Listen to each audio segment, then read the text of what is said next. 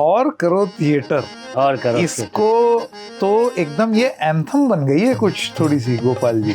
मतलब मैं आपका एक प्ले लिटिल थिएटर्स ग्रुप में देखने को मिला, सौभाग्य प्राप्त हुआ, और सबसे ज़्यादा हैरानी ये देख करके हुई कि अक्सर ये कहा जाता है कि थिएटर अब कोई नहीं देखता। वो दौर गोपाल दत्त ने दिखा दिया जिसमें सिनेमा हॉल तो खाली हैं लेकिन थिएटर भरा हुआ है। और करो थिएटर के बारे में थोड़ा सा बताइए, क्या ये आया कहाँ से? तो पहले तो ऐसा है कि मतलब मुझे लगता है कि वाकई आप जैसा कह रहे हैं कि बहुत ज़्यादा अभी लाइव ऑडियंस, लाइव परफॉर्मेंसेस की तरफ ऑडियंस आना शुरू हो गई है, और दुर्भाग्य है कि सिनेमा हॉल खाली है। तो उसी दौरान ये शो बना और करो थिएटर। और ये क्या था कि जो मैंने बहुत सारे नाटकों के लिए गाने लिखे, अलग अलग बच्चों के भी और बड़ों के भी, बहुत सारे प्लेस के लिए।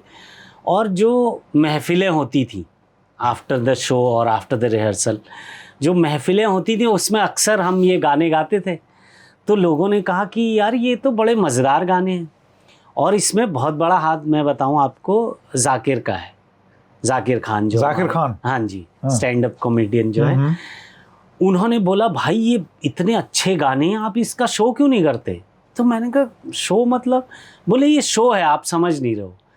तो मैं बहुत कन्विंस नहीं था, बट उन्होंने बोला एक काम करते हैं, दोस्तों के लिए एक छोटा रूम बुक करते हैं, एक छोटा 30 सीटर एक परफॉर्मेंस के लिए एक रूम बुक करते हैं, और अपने कुछ जानने वालों को बुलाते हैं, और आप कीजिए ये शो, आपको पसंद आएगा तो आगे करना, नहीं तो मत करना।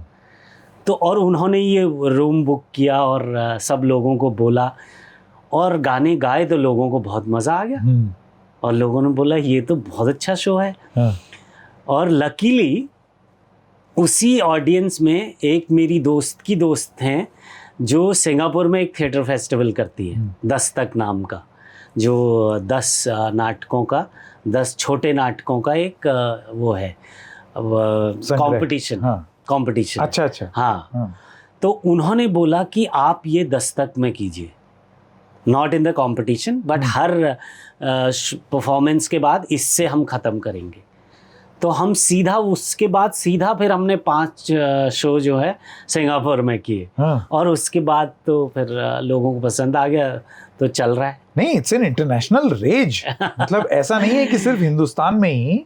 मैं आपका इंस्टाग्राम फीड देखता हूं तो उसमें आप तो वर्ल्ड टूर पर ही दिखते हैं और करो थिएटर को लेकर के।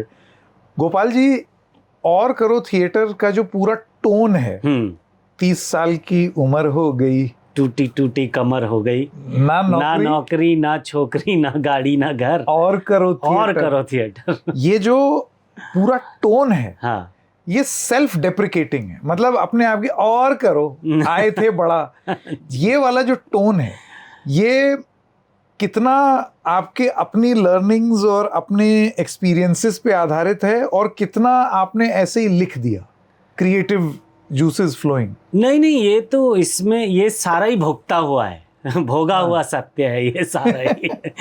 क्योंकि इसमें कोई छिपाने वाली बात नहीं है कि थिएटर करना और थिएटर से सरवाइव कर जाना, मतलब इकोनॉमिकली, मतलब पैसे कमा लेना, वो बड़ा मुश्किल काम है।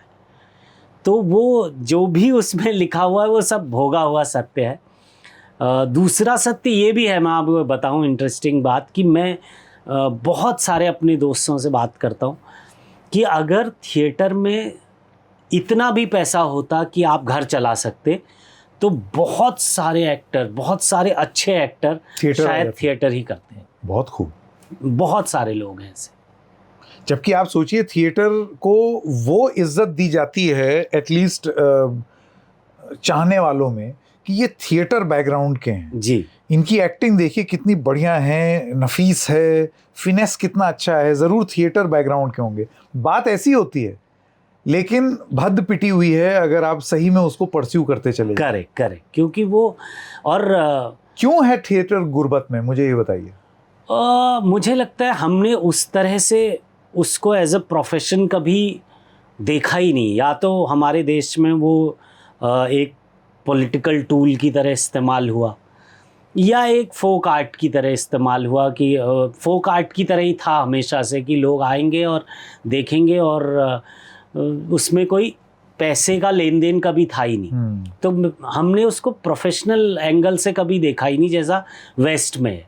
जैसे अगर आप ब्रॉडवे म्यूजिकल्स देखें या उनके प्लेस देखें, वहाँ जो कर रहे हैं लोग, उनके पास फुर्सत ही नहीं है। वो मतलब मैंने जब लायन किंग देखा था तो वो कह रहे थे कि इसी ऑडिटोरियम में वो 13 साल से चल रहा है। अरे बाप रे।